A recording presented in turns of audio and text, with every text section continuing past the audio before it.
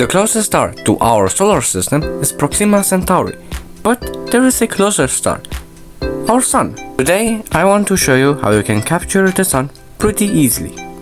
For this video I will use my Brasser GoTo 8400 refractor telescope. To even do solar photography or observation, you absolutely need a solar filter. Make sure to order the solar filter that fits your telescope precisely. In the first step, you need to attach your solar filter to the telescope. Mine has a screw fixture, meaning that I have to screw it in. However, there are other models.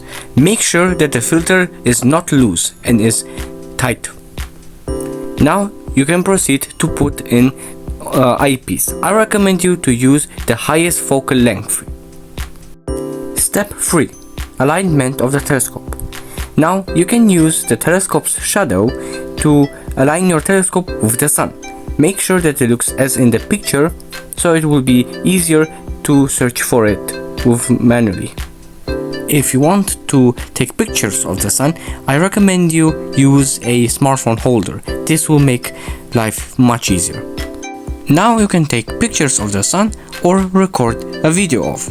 I recommend you use the lowest ISO, as this will make the image less noisy. You can also use filters to enhance your images.